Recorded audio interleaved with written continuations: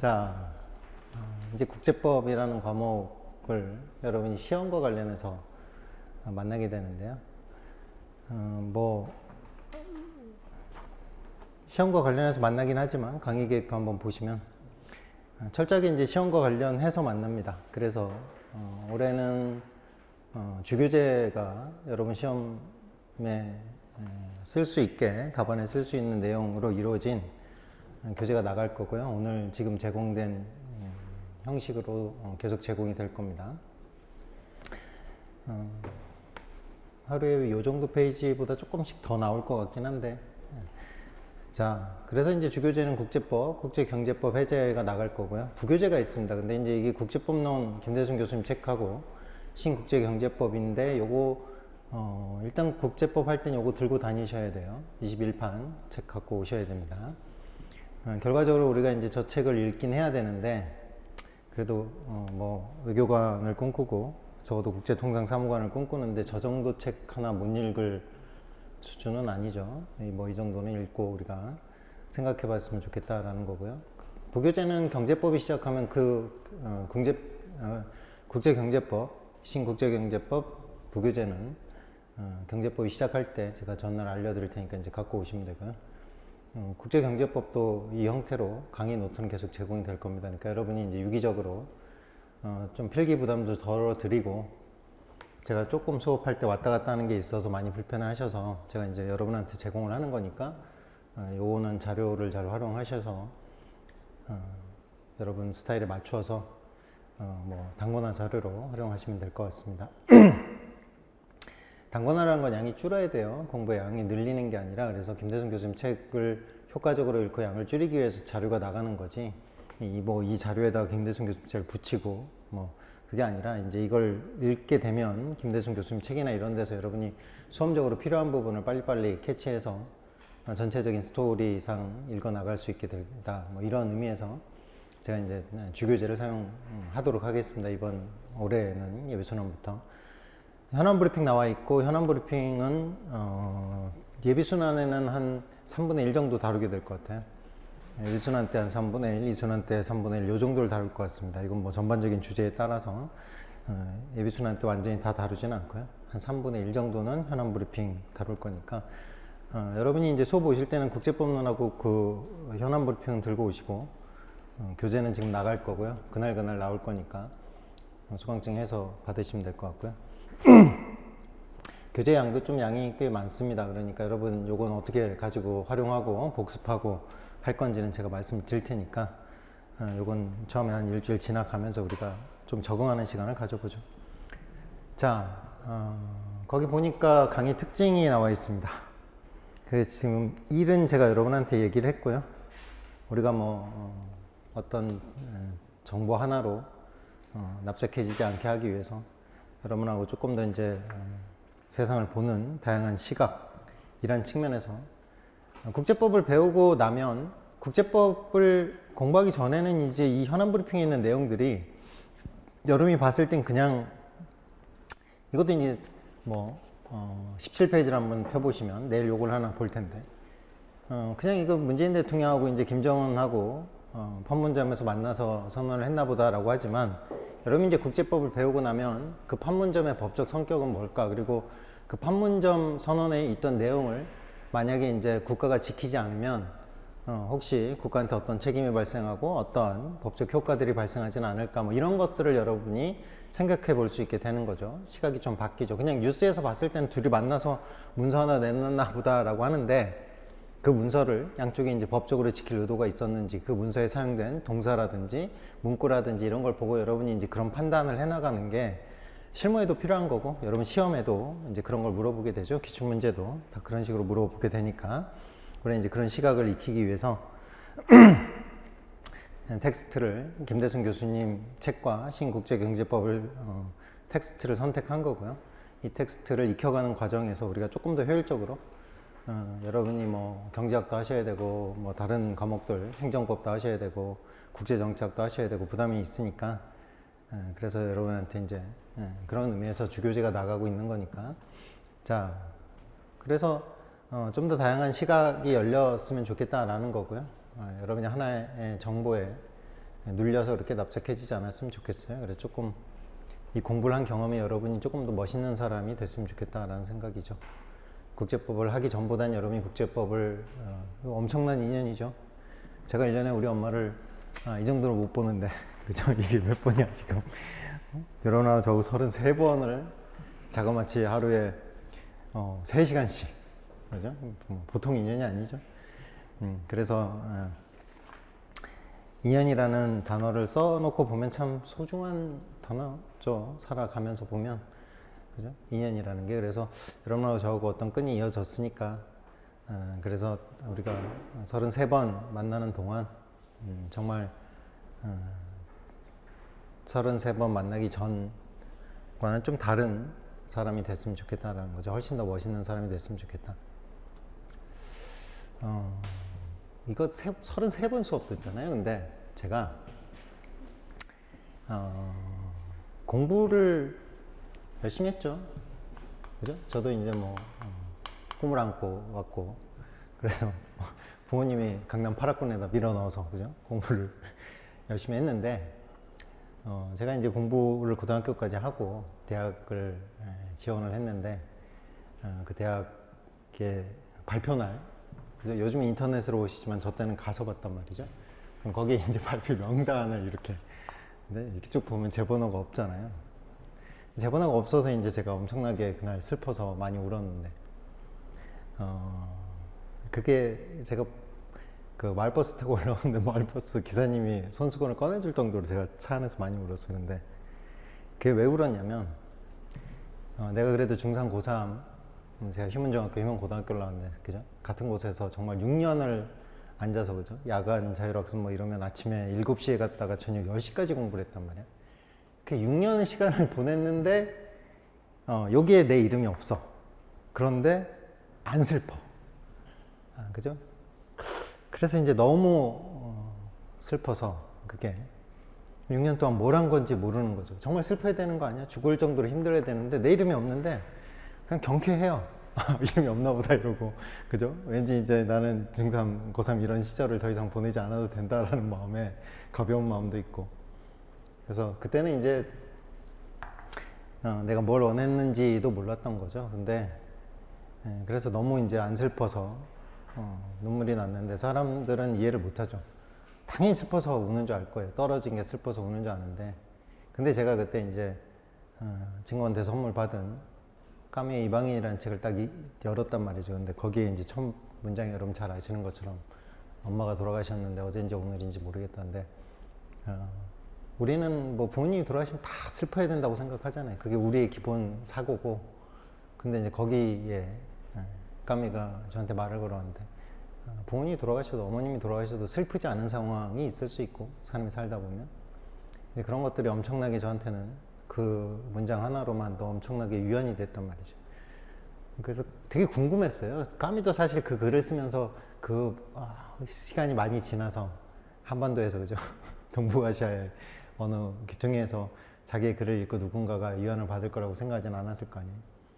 어떤 환경에 태어나서 어떤 삶을 살면 이렇게 시대를 건너서 위안이 되는 글들을 쓸 수 있나 싶어서 제가 그 샤르트르랑 뭐 그죠? 카페 마고라는 곳에서 프랑스 파리 항상 만나서 토론했다 그러잖아요. 까미가. 그 제가 대학은 떨어졌고 그래서 열심히 돈을 모아서 프랑스에 거기 가서 까미가 있었던 거리 그리고 거기 앉아 차를 한 잔 마셔야 되겠다 그래서 그래서 제가 대학 떨어지고 1년 6개월 동안 일해서 돈 벌어서 프랑스 저 불어 한마디도 못하거든요. 근데 가서 이제 카페에 앉아 차를 마셨단 말이죠. 근데 그 전과 후는 분명히 같은 사람이 아닙니다. 그죠? 제가 거기까지 가서 뭐 관광 사진 찍고 에펠탑 밑에 가서 한 게 아니라 제가 이제 그 자리에 가서 거기 앉아서 카페에서 커피를 한 잔 마시면서 다른 사람이 된다라는 거죠. 우리는 뭐 너무 쉽게 말하지만 뭐 그런 거 하면 돈이 나오냐 떡이 나오냐라고 하는데요. 돈도 나오고 떡도 나오고요. 그죠? 그 다음에 사람도 멋있어집니다. 그래서 여러분이 안고 있는 대부분 문제들은 공부를 열심히 하시면 제대로 열심히 하시면 해결이 될 문제들이고 그래서 저랑 33번 열심히 공부하신 다음에 여러분이 조금 더 멋있어졌으면 좋겠어요. 신림동에 와서. 그리고 대한민국이 제일 어려운 시험을 준비하는데 좀 안타까운 게 있어요. 제가 여러분한테 기대치가 좀 높긴 한데, 근데 이제 그런 것도 다 신림동에서 만들어진 말이긴 한데, 그죠? 뭐 1년 들어서는 이해를 못한다 뭐 이런 말들이 있는데, 사실 그 어떤 텍스트든 수업이든 여러분 제대로 쓰여지고 뭐 짧고 요약된 앞자를 딴 글을 읽는 것보다 제일 빠른 방법은 제대로 된 글을 제대로 여러분이 읽는 거야. 그게 제일 빨라요. 그죠? 문제도 제대로 답을 할 줄 알게 되는 거고, 기출문제가 물어본 거는 뭘 물어봤는지를 알아야 된단 말이죠. 근데 여러분은 뭘 물어봤는지 이전에 답을 하고 싶어 한다고. 그러니까 표를 만들고 질문 이전에 답이 있으니까. 근데 정말 훌륭한 학생들은 질문을 던지는 학생이지 답을 하는 학생들이 아니에요. 그래서 우리가 이제 어떤 질문들을 던져야 되는지, 마땅히 우리가 던진 질문들이 여러분을 훨씬 더 멋있게 만들어 줄 거고, 훨씬 더 괜찮은 사람으로 만들어 줄 겁니다. 그래서 공부를 하고 나서 우리가 더, 저도 그렇고 여러분하고 33번 만나 저도 더 멋있는 사람이 되고 싶고, 여러분도 훨씬 더 멋있는 사람이 됐으면 좋겠어요. 저는 말씀드리지만 이 수업을 하면, 제가 이제 17년째인가요? 제가 수업하면 3시간 수업하면 제 초심이, 제가 3시간 하면 6시간 수업 준비한다가 제 모토였고요. 제가 17년 동안 강의했으면서 단 한 번도 어겨본 적이 없는 약속이에요. 제가 여기 3시간 쓰려면 6시간 이상 공부를 하고, 여러분이 자료만 해도, 그죠? 여러분이 이거 똑같이 그냥 타이프만 쳐도 시간 엄청나게 걸릴 거야. 근데 이거 다 제가 영어 자료는 번역한 거고 다 집어넣어서, 그지? 만들어 오는 거란 말이죠. 그래서 여러분도 그 여러분에 대한 기대라고 생각하시고, 여러분이 훨씬 더 멋있어졌으면 좋겠어요. 우리가 굉장히 귀한 시간을 보내는데, 그죠? 뭐 여기서 우리가 기본적으로 공부에 대한 예의를 놓고 앞자 따고 표 만들고 이런 거 하지 말고, 진짜로 우리가 제대로 한번 공부하고 국제법 공부하고 나면 세상 보는 시각도 달라지고 여러분도 훨씬 더 성숙해지고 그랬으면 좋겠습니다. 그게 이번 강의 특징에 있는 말이죠. 공부란 삶을 온전히 자신의 힘으로 밀고 갈 기초 체력을 다지는 과정인과 동시에 존재와 세계를 통찰하는 힘을 키우는 과정입니다. 아무리 불합리한 세상이라고 할지라도 그런 세상도 결국은 사람들이 살아가는 세상이죠. 그래서 국제법을 제대로 공부하면 사람들이 인간의 존엄을 누리며 살아가는 세상이 펼쳐져야만 합니다. 그리고 여러분이 그 자리 중심에 서 계셔야 되겠죠. 저는 이제 16년, 17년째를 접어들고 있습니다. 저도 언제나 그랬던 것처럼 진심과 상상력으로 33번 강의를 준비해 올 테니까, 여러분 아시겠지만 제가 쓰는 자료가 해마다 개정이 돼요. 이 자료는 여러분이 처음 받는 겁니다. 그죠? 지금 받으신 이 자료는 여러분이 처음 삼순환할 때 이 자료를 받은 사람이 있지만, 그지? 다릅니다. 제가 삼순환 하면서 또 저도 변했고 저도 성장을 했기 때문에 여러분한테 훨씬 더 편하게 읽으실 수 있게 더 문장도 다듬었고 목차도 저 조정을 했어요. 17년 동안 자료를 내왔지만 단 한 번도, 그죠? 똑같은 자료를 내본 적이 없습니다. 그러니까 여러분이, 제가 처음에 와서 여기 치는 조문들은요, 사실 저도 귀찮거든요. 컨트롤 C 할 줄 알고. 근데 조문들도 제가 다 쳤어요. 그게 이제 여러분이 읽었으면 좋겠다라는 저의 여러분에 대한 기대였고 예의였죠. 그래서 여러분이 조금은 관심을 가지고, 제가 뭐 칼라도 넣고 노력 많이 했잖아요. 그러니까 여러분이 조금 더 읽고 우리 더 멋있는 사람들이 됐으면 좋겠어요. 여러분 나이 때, 그죠? 여기 와서 무슨 찌라시 찾아다니고 무슨 복사가게 가서 무슨 최고답안 찾아다니고 그런 거 하지 말고요. 그죠? 제대로 고민하고 제대로 생각하고, 그리고 그게 제일 빠른 길입니다. 그죠? 여러분 선배들 중에 훨씬 더 많은 사람들이 그 길을 가서 제일 빨리 갔고요. 그래서 이게 이제 제가 여러분한테 드리는 기대가 선물이 됐으면 좋겠습니다. 그리고 우리가 조금 다른 의미에서 색다른 인연, 여러분이 이때까지 맺었던 인연과는 조금 다른 인연이었으면 좋겠죠. 공부는 공부 그 자체가 목적이어야 되고요. 공부는 성공하기 위해서, 돈 벌기 위해서, 잘 살기 위해서 하는 게 아닙니다. 공부는 그냥 존재 이유입니다. 인간이 공부를 해야, 그죠? 인간답게 살 수 있기 때문에 우리가 공부를 하는 거죠. 자, 그래서 올해는 조금 스피드하게 나가보려고 해요. 그래서 강의 진도표를 한번 보시면, 보통은 제가 경제법은 따로 특강을 뺐는데 올해는 경제법을 진행하겠습니다. 부교재를 좀 사용하는 대신, 스피드를 높이는 대신, 그래서 진도표대로 배정을 할 거고요. 그래서 뭐 지금까지는 좀 예비순환 때 조약법, 국가책임, 뭐 해양법 이런 걸 하고 예비순환 때 이제 좀 다른 부분을 하고 이랬는데 올해는 좀 다르게 갈게요. 올해는 다 하겠습니다. 예비순환 때도 1장부터 30장까지 다 하고 그 다음에 어찌됐든 1순환 때는 예비순환 때 하지 않았던 내용을 가지고 1장부터 다시 30장까지 갈 거고요. 2순환 때도 또 1장부터 30장까지 가겠습니다. 그렇게 올해는 좀 달리 갈 거니까 조금 힘드실 수도 있어요. 그죠? 근데 어차피 처음 할 때가 어떻게 해도 처음 할 때가 제일 힘들어. 이렇게 하나 저렇게 하나 처음 할 때가 제일 힘드니까 여러분이 조금 스피드하게 1장부터 30장까지 전체를 한번 볼 때 어떤 부분이 이해가 안 가면 조금만 견뎌주시면 그게 25장 가서 다시 이해가 갈 거고요. 27장에 가면 다시 이해가 갈 겁니다. 그러니까 처음에는 낯선 부분들을 조금만 견뎌주셨으면 좋겠어요. 제가 강의를 시작할 때 늘 처음 시간에 드리는 말씀이 있어요. 그게 여러분이 이때까지, 여러분 뭐 수험 과목에도 경제학이 존재하지만, 그죠? 우리가 이제 공부를 되게 효율적으로 하고 싶어 하죠. 그래서 이제 인풋을 한다라고 하는 건데, 그죠? 내가 이만큼 인풋해서, 그죠? 이만큼 아웃풋을 하면 그게 효율이고 그게 공부 진짜 잘했다, 그죠? 그래서 내가 22번 강의를 들었는데, 그죠? 시험장 가서 이만큼. 근데 사실 여러분 이런 건 없어요. 이건 사기지. 이건 효율적인 게 아니에요. 그죠?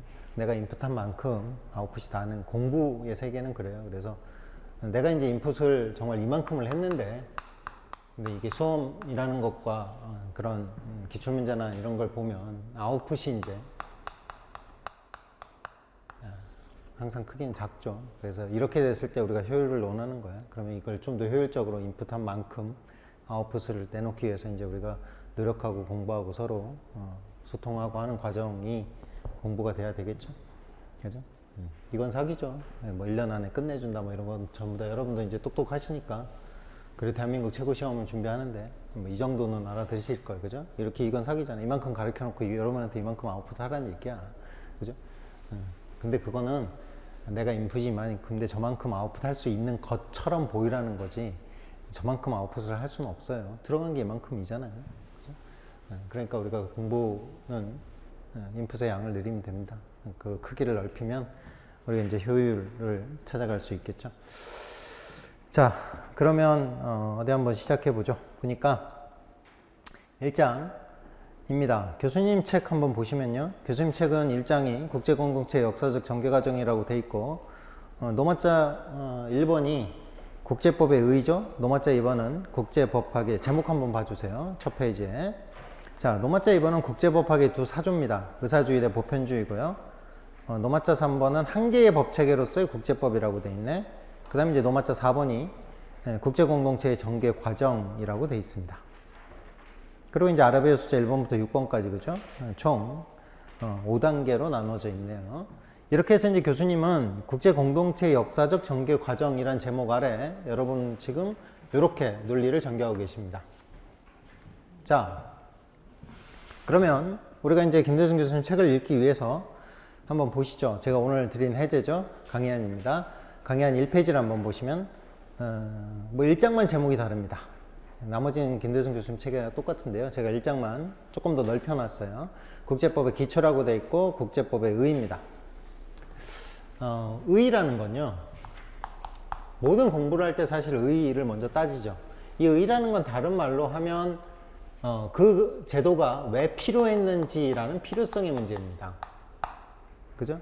국제법이 왜 필요한지를 묻는 질문이에요. 의의라는 건. 그리고 국제법이 왜 필요했는지라는 질문에 대한 답은 국제법은 이러한 기능을 해야 되기 때문에 펑션의 문제죠. 그래서 우리가 국제법의 의의를 묻는 거죠. 그렇기 때문에 이런 기능을 하기 위해서, 그죠? 다시 말하면 이런 필요성, 이런 기능을 갖고 있다라는 게 제도적 취지인 거고요. 그 제도가 갖고 있는 취지고. 그리고 그렇게 돼서 국제법이 결국은 전체 법 중에서 아니면 우리가 법치주의 중에서 어디에 놓이는지 체계적 지위의 문제이기도 하고요. 다 같은 말입니다. 사실 의의라는 이름 아래 논해줘야 되는 필요는 저희가 어떤 제도, 국가 면제 의의 그러면 국가 면제가 왜 필요했는지 필요했으니까 그 기능을 해야 되는 거고요. 그 기능을 한다라는 게 바로 그 국가 면제라는 제도를 만든 제도의 취지일 겁니다. 제도적 취지일 거고요. 그게 이제 전체 법체계에서 국가 면제가 놓이는 교수님 책으로 보면 국가면제가 10장이죠. 10장 국가 관할주에 놓여 있는 이유란 말이죠. 그래서 이제 그게 체계적 지위이기도 하고요. 자, 그렇습니다. 그래서 이제 처음에 우리가 국제법의 기초는 국제법의 의의는 여러분이 뭘 아셔야 되냐면 국제법이 왜 필요한지를 아셔야 됩니다. 제가 여러분한테 국제법을 공부하면 뭐가 달라집니까? 라고 했더니 제가 현안 브리핑을 내드렸죠. 그리고 이 현안 브리핑이 뭐라고 했어요? 국제법을 공부하고 나면 달리 보인다고 했어. 지금은 그냥 사진을 보면, 그죠? 아무거나 한번 더 보세요. 여러분이 보면 이게 무슨 일인가 싶은 사진이 있을 거예요. 그게 보니까 69페이지를 한번 보시면 원비어 케이스죠. 원비어가 북한에서 저렇게 사망해서 관이 실려 나오는데 모른단 말이죠. 그죠? 우리가 이제 이거를 주권 면제도 모르고, 그죠? 테러리즘의 애가 뭔지를 모르니까 지금은 그냥 원비어라는 미국 대학생이 죽었나 보다 이렇게 알 거란 말이죠. 거기까지 보이죠. 사람은 아는 만큼 보기 때문에.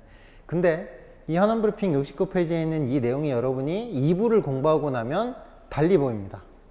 그죠? 이게 이제 북한과 미국과의 관계에서 어떤 법적인 문제를 발생시키고, 그래서 이제 주권 면제, 국가 면제가 어느 체계적 지위에 놓여 있는지, 어떤 필요성에 의해서 만들어졌는지 이렇게 알 수 있단 말이죠.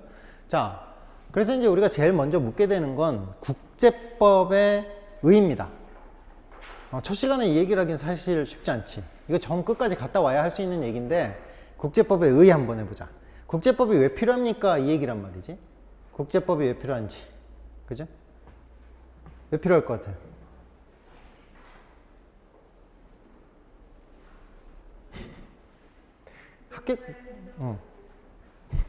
합격을 하는데 필요하지. 그죠? 과목이 있고 100점 만점에 시험을 봐야 되니까 필요한데, 국제법이 왜 필요할 것 같아요? 왜 필요할 것 같아요?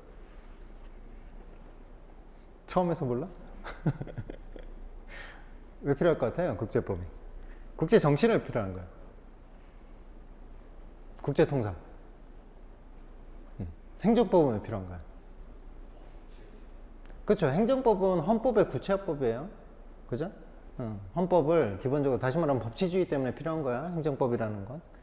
우리가 이제 법치주의라는 건, 자, 여러분 지금 보니까 제가 1페이지 특징과 상황의 변화에서 특징이라는 게 있고, 넘겨보시면 이제 2페이지에 중앙집권적인 입법기관, 강제관할을 가진 사법기관, 강제집행력을 가진 행정기관 이렇게 나와 있죠. 근데 이제 새로운 변화가 일어나면서 상황이 일어나면 새로운 특징으로 중앙적인 입법기관이 국제법에도 생겨날 수 있냐, 강제관할권을 가진 사법기관이 생겨날 수 있냐, 3페이지에 강제집행력을 가진 행정기관이 생겨날 수 있냐 이렇게 물어볼 거예요. 자, 한번 다시 돌아와서 교수님 책을 봅시다. 2페이지. 왜냐면 국제법이 왜 필요한지는 선생님이 쓰시면서 제일 첫 장에 얘기했을 거 아니에요. 자, 보겠습니다. 2페이지죠. 자, 1장 국제공동체 역사적 전개과정입니다. 본서는 국제법 또는 국제공법이라 불리는 법체계의 일반 원칙에 관하여 개관하는 것을 목적으로 하고 있다. 2005년 세계 정상회담이 열립니다. 법의 지배라는 표현이 나왔네요. 법의 지배. 제가 정말 중요하면 여러분 가장 좋아하는 색깔펜으로 밑줄을 그으라고 할 거고요. 정말 너무 중요하면 화이트로 지우라고 할 거예요. 여기서 지우고 답안지에 쓸 거기 때문에. 그럼 이제 화이트로 지워야 될 정도로 중요한 거지. 그죠? 국제법이 왜 필요합니까? 라는 질문입니다. 우리 지금 국제법에 의의하기로 했죠? 국제법의 의의, 필요성, 기능, 제도적 취지, 그 다음에 체계적 지위입니다. 국제법의 체계적 지위를 알기 위해서, 국제법의 제도적 취지를 알기 위해서 국제법이 도대체 무슨 기능을 해야 됩니까? 라고 했더니 우리가 이걸 물어보는 거야. 국제법이 수행해야 될 펑션이 뭔지가 매우 궁금하단 말이죠. 그래서 우리가 국제법의 펑션, 필요성, 체계적 지위, 제도적 취지를 알기 위해서 던진 질문입니다. 그랬더니 교수님의 답은 법의 국제적 지배의 실현입니다.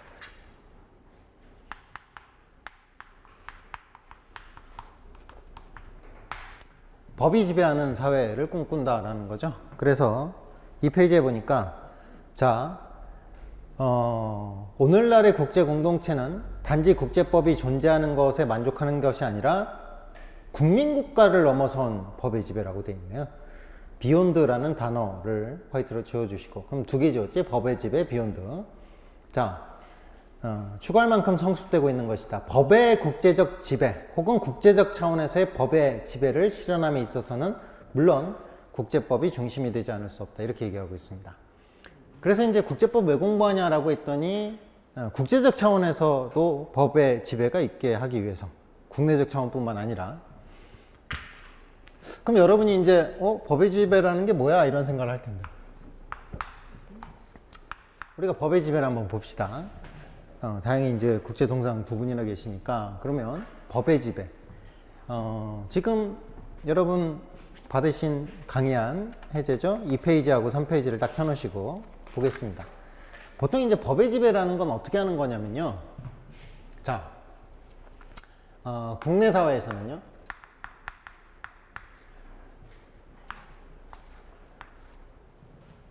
국내 사회에서는 법의 지배, 국내 사회에서의 법의 지배죠. 이걸 다른 말로 법치주의라고 해요. 법치주의. 예, 법이 다스리는, 그죠? 법치라고 하는 거죠. 법치라는 표현을 쓰는 건데, 이 법치주의라는 게 뭐냐? 법이 다스리는, 그죠? 시스템에서 살고 싶다라는 건데, 인간의 인치라는 거에 반대말이죠. 사람이 다스리는 게 아니라, 왕이나 이제 옛날에는 사람들이 다스렸죠. 지금은 이제 그게 아니라 객관적인 법이, 주관적인, 그죠? 사람, 인치의 반대말이 법치입니다. 그래서 법의 지배라는 게 국내 사회는 우리 액튼경이 얘기했던 것처럼 절대 권력은 절대 부패하더란 말이지. 역사적으로 보니까. 그래서 반드시 법치주의를 하기 위해서는 뭐가 필요하냐면 권력 분립이 필요합니다. 그래서 행정부, 그 다음에 사법부, 입법부로 나누어서 그 기능을 수행하게 해놨죠. 그죠? 그리고 이게 이제 몽테스키에 알고 계시는 것처럼 상권 분립론입니다. 영국의 의회주의 출발이었고요. 뭐 대혁명, 그 다음에 마그나 카르타의 출발점이었죠. 그래서 이제 지금 보시는 것처럼 이게 뭐냐면 입법부가 법을 만들 거야. 그럼 법대로 행정이 움직여야 돼. 그걸 우리가 법치주의가 아까 제가 물어본 여러분이 행정법을 공부하는 이유입니다. 행정법의 존재 이유죠. 그러니까 법치주의를 한다라는 건 뭐 우리나라에선 그 법치주의라는 거에 대한 이해가, 그죠? 그 검사 계열하고 뭐 이쪽 계열이 좀 다르죠. 그러니까 그들이 얘기하는 법치주의는 여러분이 법을 잘 지키는 거야. 여러분이 범법자가 되는 게 아니고 여러분이 인터넷에서, 그죠? 뭐 이상한 거 다운받지 않고 뭐 이런 게 그들이 생각하는 법치주의야. 그죠? 근데 역사적으로 보면 법치주의는 그게 법치주의가 아니라 법치주의는 국가 권력의 절대 부패를 막는 메커니즘입니다. 그게 법치주의죠. 법에 근거하지 않고는 뭘 할 수 없다라는 거예요. 권력을 사용할 수 없다라는 게 법치주의입니다. 그죠? 그래서 이제 권력을 통제한다라는 측면에서, 그래서 이름이 어떻게 돼요? 응? 희정? 희정? 자, 희정이가 신호등을 잘 지킨다. 그게 법치주의? 아니야. 그건 법치주의가 아니고 누가? 지금 윤석열이나 한동훈 같은 애들이 권력을 함부로 사용하지 않는 것. 그게 법치주의. 그들에게 주어진 권력을 법에 따라 생사하는 걸 법치주의라고 하는 거지. 희정이하고 제가 신호등을 잘 지키고 우리가 술집에 가서 술 먹고 술값을 잘 내고 이런 게 법치주의가 아니라고. 자, 그래서 그러면 국제사회, 이 국내사회에서의 법치주의 말씀드렸죠. 액튼경역입니다. 절대 권력은 절대 부패하고 몽테스키어가 상권을 분립시켜 놓고, 그래서 이 권력 분립이라는 건 매우 중요한 법치주의에 있어서의 개념 요소가 됩니다. 절대 권력의 절대 부패를 막고 권력 남용을 막을 수 있는 거죠. 자, 이제 국제사회입니다. 그러면 국제사회에서도 법의 지배가 가능하겠는가라는 거죠. 그게 지금 여러분이 2페이지에서 읽으셨던 이 표현이에요. 이 문장은 여러분이 수험 생활 하시는 내내 정말 수백 번 읽게 될 겁니다. 국제법을 공부한 이유잖아요. 그죠? 국제법이 여러분 시험 과목에 난 외교관 하고 싶은데, 아니 난 국제통상 사무관 하고 싶은데 국제법이 왜 들어가 있냐라는 거죠. 자, 그래서 이제 여기서도 뭘 할 거냐면 법의 지배를 할 겁니다. 여기도 법치를 하겠다라는 거죠. 거기 보는 것처럼. 근데 국제법은, 국내법은 절대 권력, 절대 부패를 막는 건데 국제법은 그게 아니라 뭘 넘어서야 되냐면 국민국가를 넘어서야 됩니다. 민족주의를 넘어서야 된다라고 되어 있죠. 그래서 여러분 아는 것처럼 뭐 나치즘도 전부 다 알고 보면 민족주의가 뿌리죠. 그 일본의 식민주의, 제국주의도 뿌리는, 그죠? 내셔널리즘이었단 말이지. 자, 그래서 국민국가를 넘어선 법의 지배, 거기서 뭐가 중심이 될 수밖에 없어요? 국제법이 중심이 될 수밖에 없는 거죠. 그래서 여러분이 국제법을 공부하는 거예요. 자, 이 표현은 어디서 여러분이 다시 한번 만나실 거냐면 1390페이지를 펴보시죠. 1390페이지를 펴보시면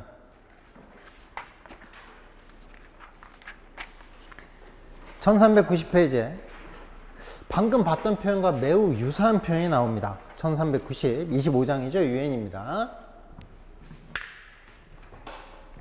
보니까 국가들 위해 군림하는 한 개의 세계 정부가 존재하지 않는다는 사실을 강조하기 위해서 때로 국제사회를 아나키한 상태로 표현하기도 한다라고 돼 있죠.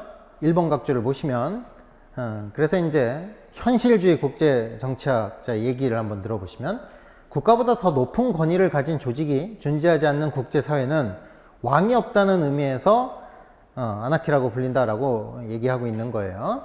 자, 그런데 교수님이 맞아. 세계 정부는 없어. 그죠? 중앙 정부는 없어. 우린 지금 윤석열 정부가 있잖아요, 대한민국. 근데 세계 정부는 여러분 지금 떠오르는 게 없죠. 그죠? 유엔 사무총장이 세계 대통령은 아니니까. 자, 그래서 보니까 이제 이 사실은 맞아요. 어떻게 보면 무정부 상태고 우리가 이거를 내내 여러분이 뭐라고 할 거냐면 국제 사회는 분권적 구조다. 중앙 집권적 구조가 아니다. 이렇게 얘기할 거예요. 개인주의적 경향을 갖고 있다. 다 같은 말이죠. 분권적 구조다. 중앙 집권적이지 않다. 그래서 개인주의적 경향을 갖고 있다. 이렇게 얘기할 거란 말이죠.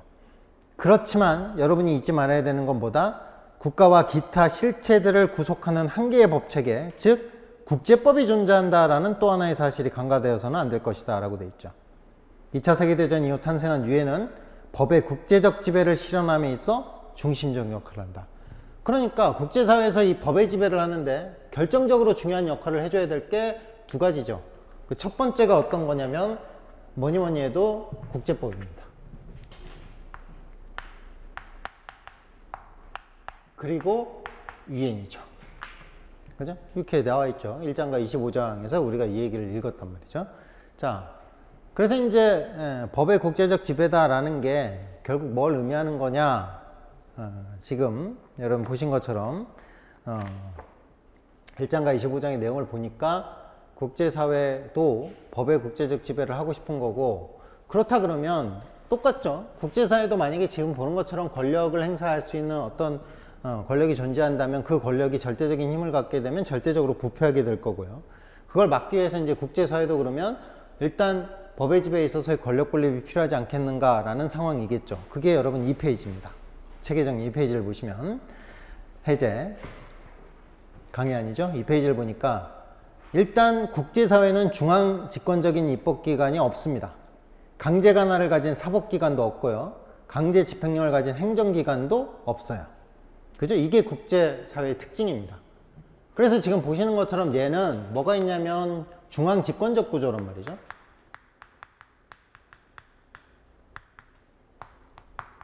근데 지금 보니까 얘는 그런 게 없어.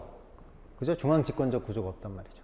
그러니까 얘는 법을 만드는 입법부, 그 법을 집행하는 행정부, 그 법이 제대로 집행됐는지를 사법적으로 판단하는 기준을 가지고, 사법적 기준을 가지고 가늠해보는 사법부 존재하지 않습니다.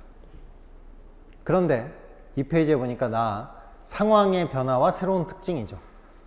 국제사회는 국내 사회처럼 중앙집권적인 입법기관, 사법기관과 집행기관이 존재하지 않았기 때문에 전통 국제사회 질서는 수평적이고 분권적이다. 반짝반짝 체크해 두시고.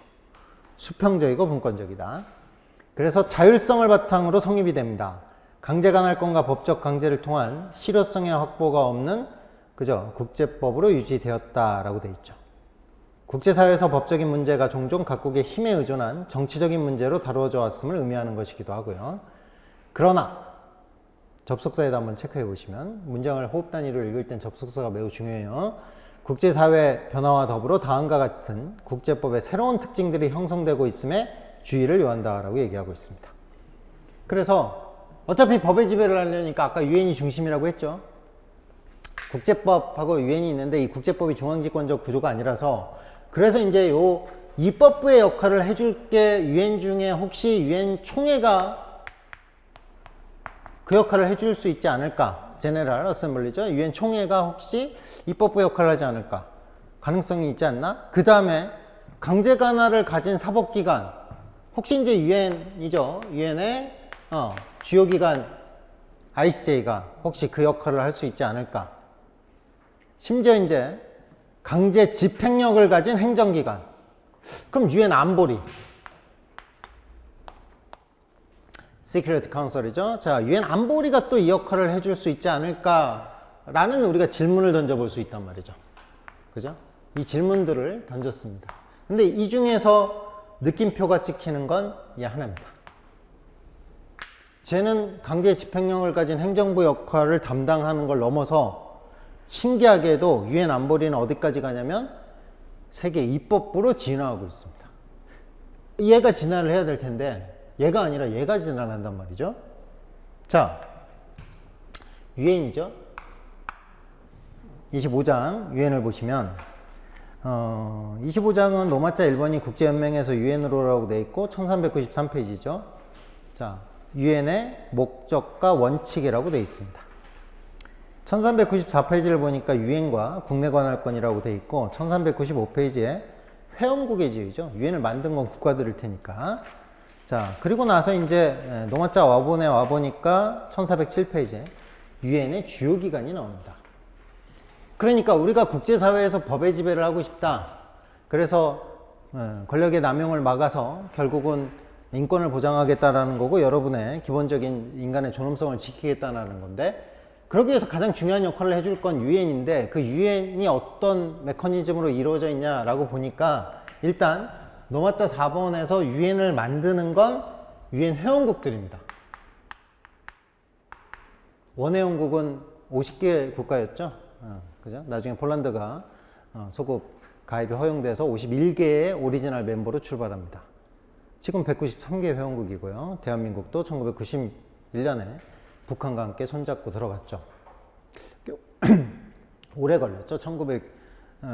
우리가 45년에 독립을 했는데 유엔에 가입할 수 있었던 건 1990년, 91년이었단 말이죠. 자, 이 유엔 회원국이 만든 게 뭐냐면 유엔이라는 국제기구입니다.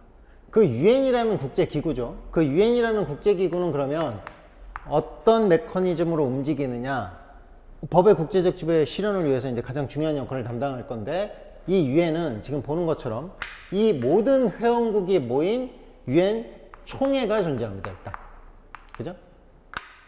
193개 회원국이 전부 다예요. 그 우리가 뭐라고 하냐면 전체기구라고 하죠. 그리고 이 유엔의 임무를 제대로 수행하기 위해서 세계에 뭐가 존재하냐면 집행이사회가 존재합니다. 가장 중요한 게 국제평화 안전 유지에 있어서 핵심 역할을 담당하고 있는 유엔 안보리입니다. 유엔 시큐리티 카운슬이죠. 그 다음에 이제 얘 밑에 유엔 총회 직할 부대로서 활동하고 있는 경제사회이사회가 있습니다. 그리고 이제 신탁 통치의 어떻게 보면 제국주의 잔재죠. 1차 세계대전 이후 LN의 위임 통치의 잔재가 남아있는 신탁 통치 역할을 했던 트러스트실 카운슬이 남아있죠. 아마 헌장 개정이 일어나면 얘는 없어질 겁니다. 그죠? 이건 제국주의 잔재라서 얘가 더 이상 기능할 수 있는 상태가 아니야. 헌장 개정이 워낙 좀 하다니까 헌장 개정하기가 쉽지가 않아서 남아있을 뿐. 그러니까 제대로 이제 보면 이 회원국이 만든 유엔이란 기구, 그 유엔 전체 기구죠. 그 다음에 이제 이 유엔은 무엇을 위해서 존재합니까? 라고 하면 여러분이 보시면 지금 거기에 노마자 2번이죠. 1393페이지에 유엔의 목적과 원칙입니다. 이 유엔은 뭘 위해서 존재하냐면 아까 말한 것처럼 법의 지배의 중심이 됩니다. 그래서 도대체 국제사회에서 법의 지배가 일어나면 어떤 일이 일어나냐라고 했더니 결국 꿈꾸는 건 뭐냐면 전쟁 없는 세상이죠. 법의 지배로 우리가 할 수 있는 게 뭐냐? 국제법으로 국제사회를 지배하게 되면 전쟁 없는 세상에서 살 수 있다는 거죠. 근데 여러분이 이때까지 이제 살면서 여러분이 할 수 있는 건 할 수 없다고 믿게 만들어 놨죠. 근데 여러분이 할 수 있는 건 할 수 없다고 믿게 만들어 놨죠. 기가 막힌 자본주의 승리지. 그죠? 그러니까 여러분이 정상적이면 되게 이상해야 돼. 아직까지, 그죠? 우리 인류가 전쟁을 금지하지 못했고, 핵무기를 없애지 못했다라는 걸, 그죠? 정말 인간의 멍청함의 끝인데, 그지? 근데 이제 여러분 그 핵무기 없는 세상에서 살 수도 있겠구나라는 생각 자체가 이제, 말라가고 있죠. 여러분의 상상력이. 그죠? 통일도 중요한 게 아니라 통일 이후에 사람들이 어떤 삶을 살지를 누군가 상상을 해줘야 돼. 그래야 이제 통일이 21세기의 최고의 축복으로 다가오겠지. 예, 여러분 지금 보시는 것처럼 유엔이란 기구를 만들어서 결국 하고 싶었던 게 뭐냐면, 이 유엔의 목적은 국제평화 안전 유지입니다. 다시 말하면 법의 국제적 지배를 통해서 결국 하고 싶었던 거 3차 세계대전을 막는 거죠. 3차 세계대전이 일어나면 가장 확률이 높은 거 대한민국 한반도입니다. 전 세계 브라질이 월드컵에서 우승할 확률보다 3차 세계대전이 한반도에서 일어날 확률이 더 높습니다. 전문가들이, 그죠? 축구 전문가들이 브라질이 월드컵에서 우승할 확률보다, 전쟁 전문가들이 한반도에서 3차 세계대전이 일어난다면 거기는 발칸반도 아니면 한반도인데, 발칸반도하고 한반도는 게임이 안 돼요. 퍼센테이지가 2등하고, 그죠? 1등의 차이가 너무 크단 말이야. 그래서 여러분 지금 보는 것처럼 결국 이 법의 지배를 통해서 뭘 하고 싶냐면 국제평화 안전 유지. 그런데 그 국제평화 안전 유지는 얘가 1차적 책임을 지고 있습니다. 그죠? 그리고 얘가 2차적 책임을 지고 있어요. 근데 이 1차적 책임은 우선 책임이고요. 이 2차적 책임은 최종 책임입니다. 이 가장 중요한 거죠. 법의 국제적 지배 실현에 있어서 1차적 책임, 전쟁을 막는 역할은 누가 하고 있냐면 우선 안보리가 합니다. 정말 3차 세계대전이 일어날 것 같으면 정말 마지막으로, 그죠? 유엔을 해산시켜 가면서까지라도 전쟁을 막아야 될 임무는 총회한테 있죠. 왜냐면 이들이 만들었던 이 전체 기구라니까. 얘가 최고 기구긴 한데 비토가 있고 잘 아실 텐데 25장과 좀 배우겠지만, 자, 전체적인 맥락을 한번 읽어봅시다. 이렇게 지금 보는 게, 여러분이 보고 있는 게 유엔의 가장 중요한 정치 기구들입니다. 그런데 이 유엔에 LN 시절에는 외곽에 있었지만 유엔의 6개의 주요 기관의 하나로 떡 등장한 사법기구가 하나 존재합니다. 그게 국제사법법원입니다. ICJ고. 얘는 이제 유엔의 주요 기관이에요. 그래서 유엔 헌장과 ICJ 규정에는 따로 사인할 수 없습니다. 유엔 헌장에 사인하는 순간 유엔 헌장과 ICJ 규정은 인테그럴 파트로 이어져 있기 때문에 ICJ 규정이 당연당사국이 됩니다. 근데 내가 ICJ 규정에 당연당사국이 된다고 해서 ICJ 강제 관할을 인정하는 건 아니에요. 그죠? 여기는 원트랙이 아니라 투트랙 어프로치를 사용하고 있죠. 그 여러분이 지금 보시는 것처럼 여기에 나와 있는 유엔의 주요 기관들, 그죠? 그래서 요것들이 이제 여러분이 보시는 유엔이라는 기구를 통해서 이런 주요 기관들을 통해서 뭘 할 거냐면 펑션을 수행할 거예요. 그 펑션이 뭐냐면 국제평화 안전 유지입니다. 그리고 그 국제평화 안전 유지가 국제평화 안전 유지인데요. 이 국제평화 안전 유지가 결국은 얘죠. 법의 지배란 말이야. 법의 지배를 통해서 이루고자 하는 게 국제평화 안전 유지고, 그 국제평화 안전 유지, 법의 지배 중심은 유엔이 됐는데 얘가 1차적 책임, 얘가 2차적 책임이다. 그런데 이 책임은 단순한 2차적 책임이 아니라 최종 책임이라는 거죠. 자, 얘도 6개의 주요 기관 중에 하나니까 이 1차적 책임과 2차적 책임을 얘는 어떻게 할 거냐면 얘하고 같이 나눠질 겁니다. 유엔 총회하고 얘는 정치기구, 얘는 사법기관이라는 측면에서. 그래서 1차적 책임, 2차적 책임을 지고 얘는 얘네들과 뭐하는 패러렐하는, 병행하는 책임을 질 겁니다. 우리가 이제 파리바수라는 표현이 있는데, 그죠? 요번 발 맞춰서 같은 보조로 같이 발을 맞춰서 간다라는 표현이고, 그죠? 커플링 같은 데 이제 책이면 되게 좋은 단어겠죠? 파리바수. 자, 이렇게 국제평화 안전 유지를 하는 기능을 수행하고요. 그렇게 되면 국제사회가 법의 지배에 들어가게 되고, 법의 지배를 하면 전쟁 없는 세상에서 살 수 있다라는 거죠. 그게 이제 전반적으로 교수님께서 1장과 여러분 2페이지와 그 다음에 1390페이지에서 쓰고 계신, 셔포에서 쓰고 계신 내용들이에요. 교수님 책은 이제 장별로 읽을 때마다 노마자 1번이 나오기 전에 셔포가 나와요. 그죠? 앞에 서두가 나온단 말이죠. 그러면 그 부분들은 매우 중요합니다. 전반적으로 이 글을 읽어 나갈 때 내가 1장을 읽기 위해서는 1장 쉐퍼호가 중요하고요.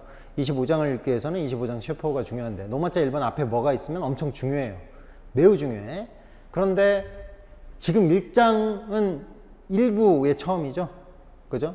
25장은 5부의 처음이고 그런 측면에서 여러분이 우리가 국제법을 배우면 무엇을 할 수 있는지 여러분이 제대로 국제법을 배우면 전쟁을 막을 수 있다는 거고요.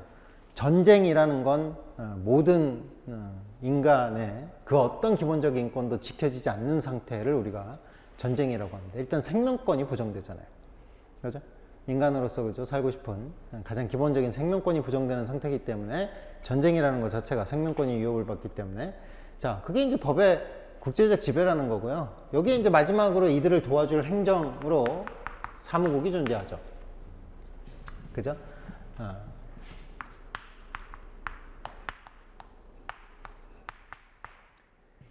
세크리테리엇 사무국이 존재합니다. 유엔 사무국이 존재합니다. 저렇게 6개가 뭐냐면 유엔의 주요 기관입니다. 정치기구 4개 보이시죠? 위에 총회와 집행기구, 그 다음에 사법기구 하나 보이고 맨 밑에 행정기구 하나 보입니다. 자, 이들 주요 기관 중에 아까도 말한 것처럼 국제평화안전유지 법의 지배를 위해서 우리는 지금 말하는 것처럼 혹시 이 중에서 ICJ가 강제관할을 가진 사법부의 역할을 해줄 수 있을까 힘들어 보입니다. 아까 얼핏 말씀드렸지만 유엔 헌장에 사인을 하면 ICJ 규정에 사인한 건 돼요. 그런데 ICJ 규정에 사인을 했다고 해서 ICJ 강제관할을 받아들인 건 아닙니다. 그죠? 투트랙이야. 그래서 지금 보시는 것처럼 ICJ가 사법부로 가는 건 좀 힘들어 보인다라는 거죠. 그러면 유엔 총회가 입법부가 될 수 있겠는가? 유엔 총회가 쏟아낸 이때까지 토해낸 레졸루션 엄청나죠? 유엔 홈페이지에 가보면 너무 많이 내놔서 원래 1년 번호를 따잖아요. 안보리는 지금 뭐 2563 이런 식으로 그게 안보리가 생긴 이래 2563번째 안보리 결의란 얘기야. 근데 총회는 그렇게 딸 수가 없는 거야. 그죠? 그 우리가 알고 있는 침략정의 결의가 3314니까 그때 벌써 3314번이거든. 이제는 완전 연도로 바꿨죠. 그래서 96-1, 96-2 이런 식으로 다시 나오기 시작한단 말이지. 그 정도로 많은 결의를 내놓는다고. 근데 그 결의들이 과연 국제법에서 어떤 의미가 있겠냐라는 거죠. 그게 법이겠는가라는 거죠. 유엔 총회 결의. 그래서 유엔 안보리 결의는 지금 보시는 것처럼 오히려 뭐가 된다? 법이 될 수 있다라는 측면입니다. 그래서 이제 행정부인 안보리가 여러분 체계 정리를 한번 보시면 해제죠. 자, 제가 3페이지에 다 물음표인데 강제 집행력을 가진 행정기관 해놓고 유엔 안보리만 느낌표 빡 찍었지. 얘는 강제 집행을 가진 행정법 하시는 분도 알겠죠? 그러니까 얘는 뭘 할 수 있냐면 처분적 입법을 할 수 있습니다. 근데 더 나가서 얘는 지금 뭐까지 하려고 하냐면 추상적 일반 입법까지 하려는 거죠. 그죠? 그래서 이제 우리가 얘를 세계 입법부로 진화한다라는 거죠. 근데 안보리는 굉장히 치명적인 약점을 하나 갖고 있어요. 그건 비토라는, 그죠? 비토가 이제 가보면, 뭐 여러 가지 비토가 나옵니다. 오리지널 비토가 있고, 더블 비토가 있고, 거기다가, 그죠? 컬렉티브 비토도 있고, 그지? 버추얼 비토도 있고, 수많은 비토들이 쏟아져 나오면서 안보리의 진짜 그 가장 약한 부분을 보여주고 있단 말이지. 아니, 비토 문제를 해결하지 못했는데, 보세요. 러시아가 우크라이나를 침략했죠. 근데 유엔 아무것도 못했죠. 왜? 안보리 상임이사국 러시아가 거부권을 행사했어요. 그죠? 이 거부권이 지금 국제평화안전 유지에 가장 그죠? 위협이 되고 있단 말이야. 거부권의 적이 거부권이란 말이야. 그래서 그걸 해결하지 못했는데 과연 구체적 처분적 입법을 넘어서 일반적 추상적 입법을 할 수 있는 세계 입법부로 진화하는 게 가능하겠는가? 가장 중요한 건 통제장치입니다. 3페이지 오른쪽 칼럼. 그래서 컨트롤 메커니즘이고 거기에 대해서 6번 각주죠. 직접 스위스의 연방 최고 법원의 이야기를 들어보시면 다음과 같습니다. 그죠? 이건 This new law에는 반드시 뭐다? 커레스펀딩한 컨트롤 메커니즘이 필요하다라고 얘기하고 있죠.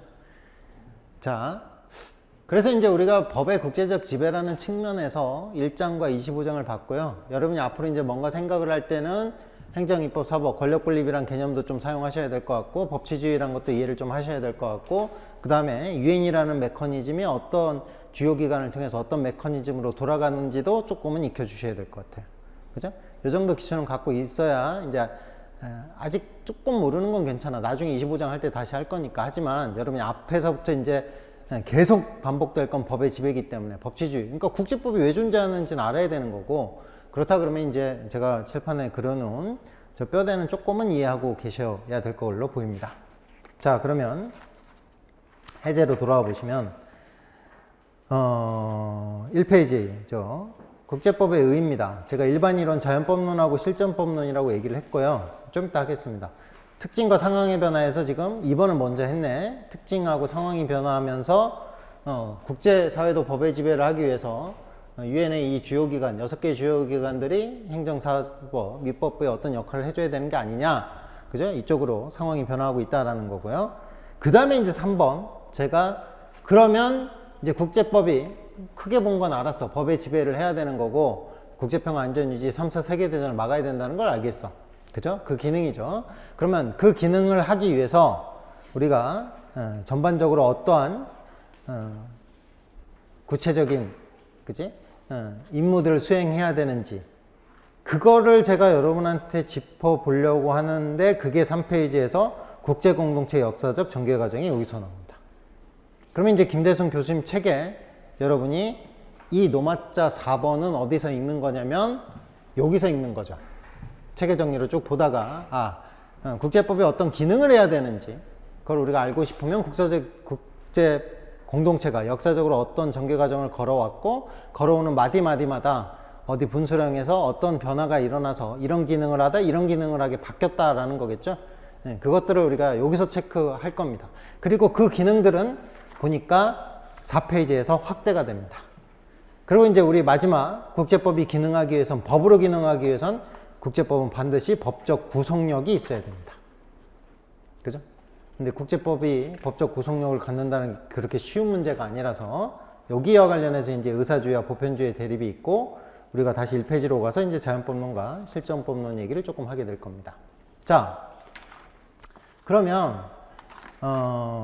3페이지의 기능이에요.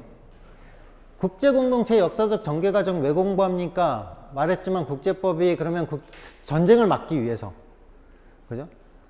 외무고시 하시는 분들은, 외교관 후보자 꿈꾸는 분들은 국제정치도 왜 공부하는 거냐면 전쟁을 막기 위해서 하는 거야. 그죠? 국제정치도 무슨 학자 이름을 외워갖고 뭐 하려는 게 아니라, 그죠? 결국은 한반도에서 전쟁을 막기 위해서 여러분이 국제정치도 그 시험 문제에 들어가 있는 거라고. 자, 그래서 여러분이 지금 보시는 것처럼 기능을 공부하기 위해서 우리가 뭘 볼 거냐면 국제공동체 역사적 전개과정을 보겠습니다. 교과서를 보시면 이제 노마자 4번이죠. 요 맥락에서 그럼 국제공동체가 어떤 전개과정을 걸어왔습니까? 라고 하면 국제공동체의 전개과정은 다음과 같습니다. 일단 국제법이 언제 시작했습니까? 라고 했더니 1648년 베스트팔렌 조약을 기점으로 시작합니다. 그리고 나서 우리에게는 뭐 충격적인, 잊을 수 없는 두 번의 세계대전을 경험하게 되죠. 그리고 나서 이제 유엔 총회에서 아까 말한, 그죠? 이 레졸루션을 잔뜩 내놓는 유엔 총회의 다수가 제3세계가 차지하게 되는 1960년입니다. 1960년 전까지는 이제 서방 선진국들 위주였는데 1960년부터는 유엔 총회의 다수를 제3세계가 차지합니다. 그래서 그들의 입김이 강해졌고, 그래서 소프트로우로 작용할 수 있는, 하드로우의 결정적인 지침의 역할을 해줄 수 있는, 하드로우의 방향을 정해주는 소프트로우가 쏟아져 나오게 되는데, 그 소프트로우를 내놓을 수 있는 힘을 누가 갖게 되냐면 제3세계가 갖게 됩니다. 그래서 이때부터 우리가 뭐라고 얘기하냐면 국제법의 보편주의 시대가 열린다라고 얘기합니다. 그 전까지는 서유럽이 만들어 놓은 국제법이었는데 60년 이후로는 이제 전 세계보다 국가들이 만드는 국제법의 시대가 열리는 거죠. 60년도 꽤 의미가 있어요. 카스세의 분류죠. 그래서 지금 보시는 것처럼 마디가 4개의 마디입니다. 그리고 마지막으로 교수님이 끝내놓고 있는 건 카스세 교수의 분류죠. 1990년으로 끝내놓고 있습니다. 그리고 이제 현재죠. 근데 우리는 여러분의 가치관에 따라서 요 뒤에 뭐를 더 넣을 수 있냐면, 제가 만약에 여기다가 여러분한테 2001년을 제시한다면 어떤 일일까요? 9.11 테러죠. 테러의 시대. 그래서 과거에는 이제 북한이 쳐들어올까봐 여러분 엄마 아빠들은 걱정하고 사셨잖아요. 근데 여러분은 좀 달라요. 여러분은 이제 코로나 풀리면, 그죠? 아, 선생님 아까 그랬으니까 이제 파리 한번 가보겠다 그러는데, 파리가 있으면 그 파리에서 차 마시면서 불안해요. 그죠? 막 그 사람들이 지나가면, 그죠? 막 트럭이 지나가면 저 트럭이 돌진하진 않을까? 누군가 나타나서, 그죠? 총기를 난사하진 않을까? 아, 그렇잖아. 정말 그런 무서운 시대에 살고 있다니까. 이제 그 획기적인, 다시 말하면 전쟁이라는 무력 사용, 전쟁 반전쟁이라는 틀을 넘어서 이제 인류를 위협하는 또 하나의 우리의 새로운 반테러 시대로 들어갔단 말이죠. 테러라는. 제가 만약에 여기다 2019년을 적는다 그러면 뭐겠어요? 코로나겠죠? 코로나 전과 후는 또 이제 국제법에 전반적으로 어떤 영향을 미치게 되는지. 그래서 지적재산권, 의약품에다가 특허를 내서 돈벌이를 하는 게 과연 정당한지라는 질문이 물어봐져야 되는 시대인 거야. 그죠? 의약품에 특허를 내고, 그죠? 우리가 주식을 하다가 사람들이 자살을 하는데, 그게 잘못되고 이런 게 아니라 그냥 주식 없는 세상을 누군가는 꿈꿔야지. 아, 주식 없어도 행복하게 살 수 있잖아. 이것도 마찬가지야. 2019년도 우리가 마땅히 품어야 될 질문들이 있고, 이때도 마땅히 품어야 될 질문들이 있을 거야. 자, 그래서 이건 얼마든지 교수님의 문제의식이 여기서 끝났지만 여러분 더, 그죠? 만들어 낼 거고, 더 이제 있을 때마다 현안 브리핑 같은 걸 보면서 여러분이, 여기에 뭐가 있으면, 남북한이 통일되면 그건 무조건 들어가는 거죠. 전 세계 마지막으로 남아있는, 거죠? 평화의 축제야. 그러니까 여기 남북한 통일이 되면 그 기점은 2차 세계대전만큼 중요한 의미로 들어갈 겁니다. 내가 어떤 관점으로 국제법을 공부하냐에 따라서, 그죠? 자, 이 중에서 뭐 가장 중요한 건 우리 이 두 번의 전쟁을 일단 이해해야 되겠죠? 지금 이 시계 울려? 본인이 울릴 거야? 이 법이잖아요. 법적 안정성이 중요해서 시간이 되면 울릴 겁니다. 울리면 여러분은 자연스럽게 여러분 제가 얘기하고 있어도 나가셔도 돼요. 울리면, 그죠? 약속이니까. 이 중에 이제 우리가 이 두 번의 전쟁을 어떻게 이해하고 있는지가 이제 다시 말하면 국제법에서의 법의 지배를 이해할 수 있고, 국제법에서의 국제평화 안전 유지, 이제 내셔널 시큐리티를 넘어서 휴먼 시큐리티까지, 그죠? 우리가 한번 생각해 볼 수 있는 이 두 번의 전쟁을 이해하는 게 사실 여러분이 국제법을 이해하는 데 있어서 가장 중요한 내용이 됩니다. 특히 신기하게도 이 2차 세계대전이라는 게, 그죠? 세월호 이전과 이후가 같을 수 없는 것처럼 2차 세계대전 이전과 이후는 질적으로 같은 세상이 아닙니다. 그래서 2차 세계대전 이후에 펼쳐지는 세계, 여러분 물론 여기 세계에 살고 있고요. 그래서 2차 세계대전의 결과가 뭐냐라고 묻는다면 한마디로 국제인권법의 탄생입니다. 그죠? 그 600만 홀로코스트, 그 수많은 인간의 참화 앞에서 우리에게 준 선물, 국제법이 준 선물은 국제인권법이었죠. 그래서 인권법이 존재하던 시절과 인권법이 존재하지 않던 시절은 질적으로 다른 시대가 됩니다. 그래서 우리는 이쪽을 고전국제법, 저쪽을 현대국제법이라고 합니다. 이게 고전국제법과 현대국제법을 가르는 시기가 되는 거죠. 쉬었다 하겠습니다.